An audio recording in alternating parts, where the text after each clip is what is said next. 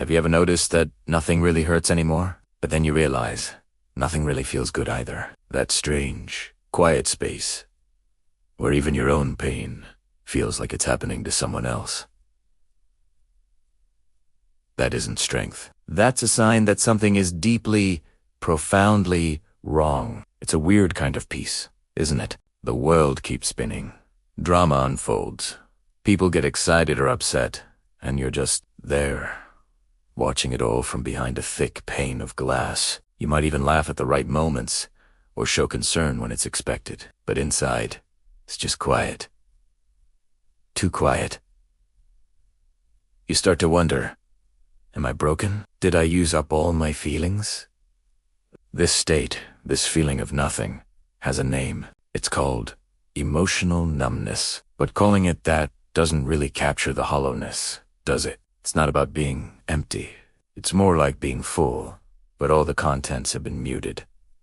The colors have been turned down to gray. So why does this happen? Why would a brain designed to feel joy, love, and connection decide to just turn it all off? It's a survival mechanism. Your mind is like an electrical circuit board. When it's hit with too much voltage, too much stress, too much grief, too much anxiety, too much pain, it doesn't just break, it blows a fuse.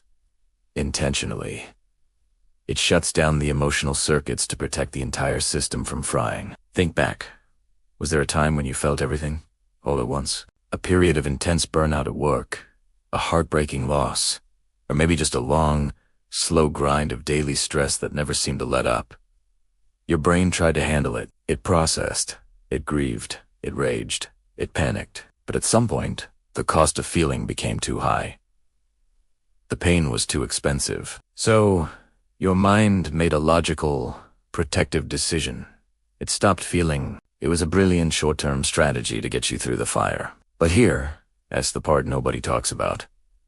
The brain is very good at flipping that switch back on. This numbness isn't just about big, traumatic events.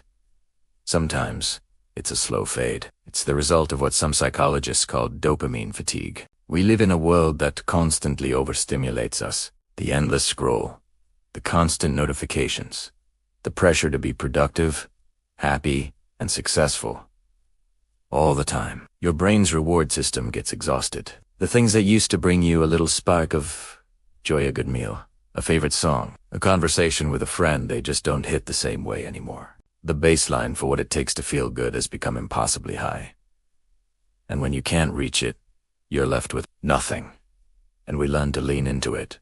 We start to see detachment as a skill. You might even feel a little pride in your ability to stay calm when everyone else is panicking. You tell yourself you're just logical, that you're not controlled by your emotions. But are you in control of them, or have they simply been exiled? There's a huge difference. Controlling your emotions means feeling them and choosing a wise response. Numbness is not feeling them at all.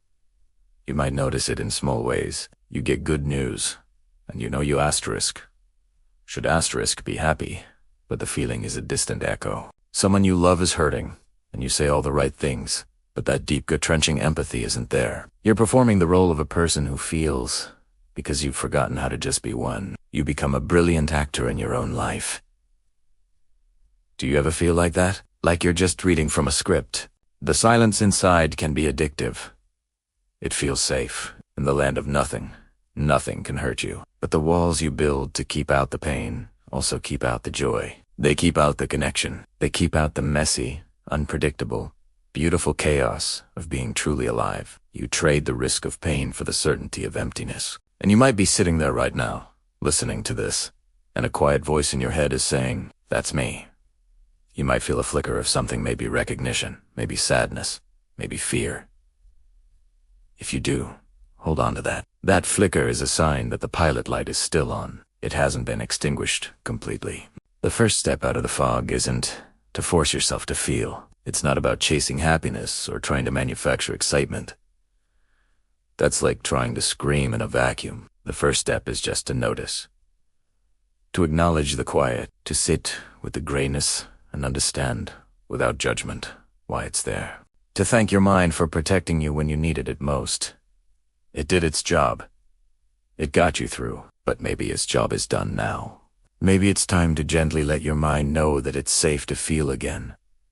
Not all at once, but in small, tiny, manageable doses. The warmth of the sun on your skin, the taste of your morning coffee, the sound of one piece of music that once made you feel something. Don't chase the feeling. Just create the space for it to maybe, possibly, return. If this felt like it was written about you, you're not broken. You're human. And you are not alone. Thank you for listening.